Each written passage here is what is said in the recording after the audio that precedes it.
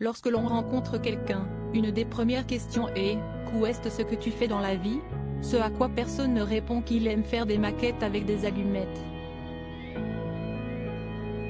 Tout le monde comprend que la vraie question est « Quel est ton métier ?»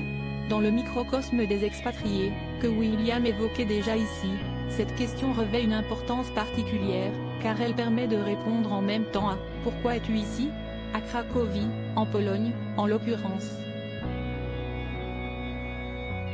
Le plus souvent, je me répondais donc, moi, je ne travaille pas, si estime mon épouse qui a été envoyée à Cracovie par son employeur, dans le secteur bancaire.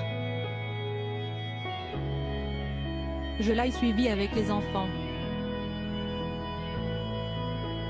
Dans l'imaginaire de tous, le couple expatrié, si estime monsieur qui bosse, madame qui suit. Nora et moi transgressions les usages. En tant qu'unique francophone qui a suivi sa femme expatriée, il me faut me mêler aux femmes d'expat. À Cracovie, il n'a pas de club de mâles au foyer ou d'époux d'expat. J'étais vivement invité par mes consoeurs au petit café hebdomadaire du jeudi au café Wedel, sur le Rynek-Gouvenet, la place du marché, pour y papoter de tout et de rien. Des ventes démonstrations de bijoux y étaient aussi organisées. Autre rendez-vous régulier des femmes d'expat, le brunch chez l'une ou l'autre, où l'on partage les petits plats mitonnés par chacune dans une ambiance chaleureuse. J'ai peur des jalousies si je passe trop de temps avec les femmes des autres, j'avoue, je ne répondais pas vraiment présent à ces activités. Probablement pour cause de machisme, ou plutôt par étau masculin, par habitude. Mon absence au café du jeudi, où l'on se retrouve pour papoter, était indiscutablement liée à ma psychologie masculine. Pourquoi ? Simplement parce qu'il n'est pas dit de quoi on va parler. Pour un homme, parler n'est pas une activité en soi. Les hommes ne parlent pas plus utilement, ni moins, ni mieux. Si est-il juste une question de prétexte, l'homme doit en avoir un pour parler. Résultat, en 2 ans, je n'ai à mon actif que 2 visites culturelles et un brunch.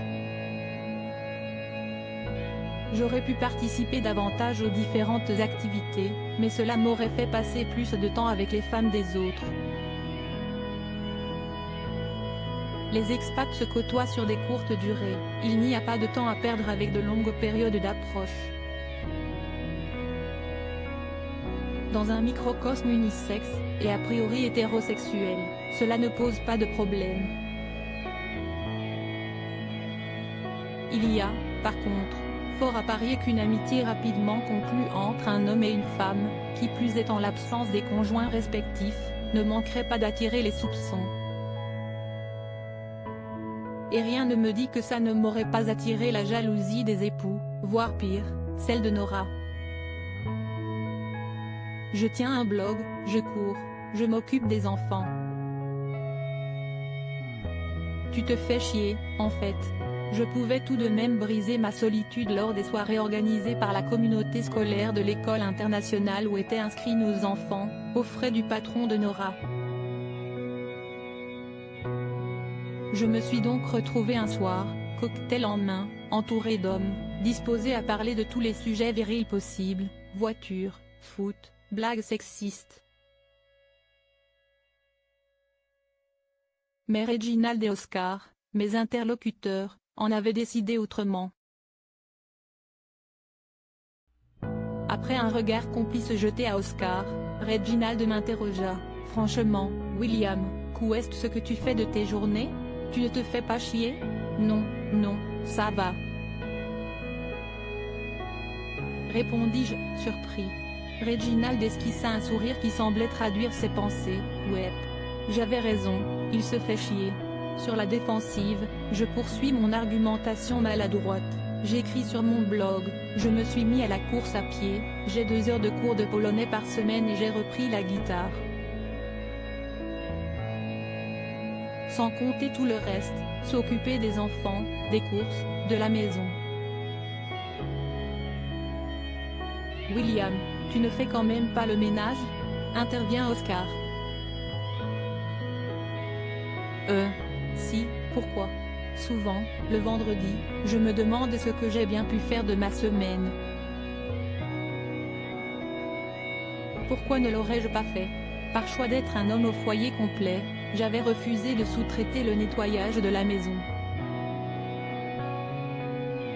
Mais même si les tâches ménagères prenaient du temps, il était fréquent, le vendredi, que je me demande ce que j'avais bien pu faire de ma semaine. Mais, ça, je n'allais pas l'avouer à Oscar et Reginald.